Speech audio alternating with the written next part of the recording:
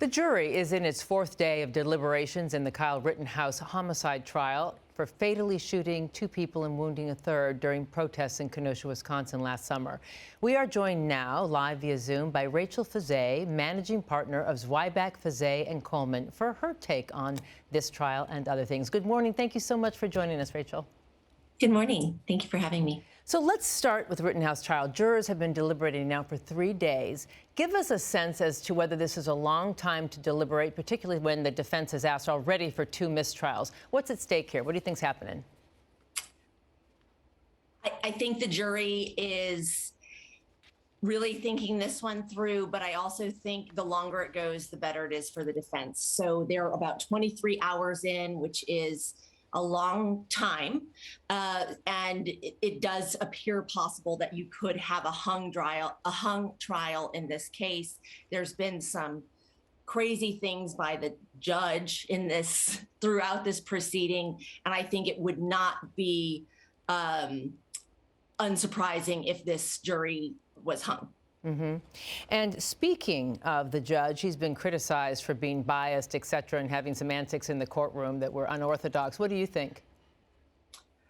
Oh, I think the judge really was out of line in a lot of the things that were said in court.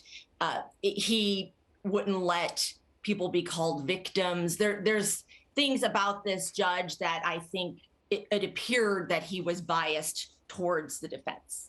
So this case, as you know, largely centers around, whether Kyle Rittenhouse acted in self-defense, even though he was the one who was armed and none of the victims were. Can you tell us when you're allowed to use deadly force in self-defense and how this will determine the outcome of the trial? Under the law, you're only allowed to use deadly force in self-defense if you believe that you are about to be killed. So force should be met with like force under the self-defense laws pretty much generally across the country. And Wisconsin is no different. So what the defense here is trying to show is that Kyle Rittenhouse believed that he was going to be killed or was in threat of imminent grave bodily danger, even if the video doesn't show that, and even if he was the only one that was armed. So that has been the defense's case, is that he believed that he needed to be acting in the manner that he did. Mm-hmm.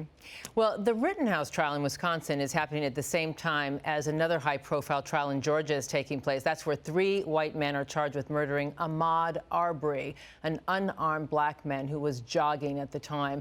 The trigger man took the stand, and he said that Arbery also, he shot him in self-defense, fearing that he would be shot with his gun. How can defendants at both of these trials claim self-defense when they were the aggressors and the only ones armed?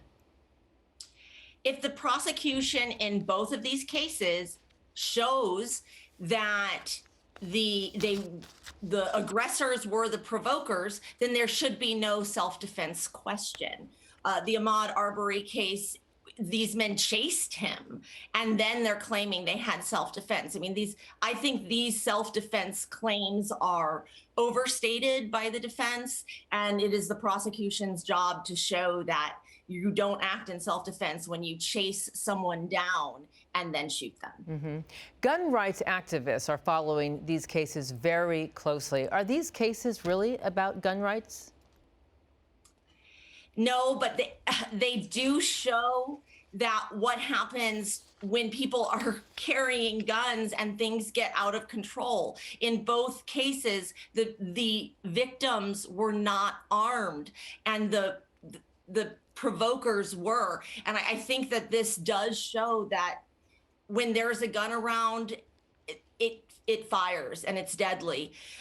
So I think that they can be used to show that maybe guns are too easily accessible. Absolutely.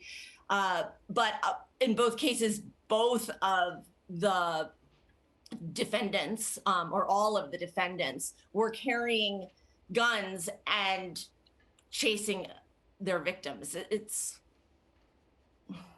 Yeah, and really quickly, we have about 30 seconds left. You know, we're expecting verdicts soon in both of these cases. What do you think these cases will say about where we are with race relations in America?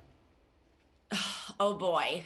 In 30 seconds, yeah, right. The Arbery case to me is absolutely to be watched. If those defendants get off in Georgia, I do believe that is just a straight showing of hideous race relations. In Wisconsin, I think it's slightly more. It's slightly undercover there. What it's saying because the victims were also white. Rachel Fiset, I got to cut you off, but I thank you so much for your insight and perspective. We will be coming back to you, I'm sure, in the days ahead, and we will be right back.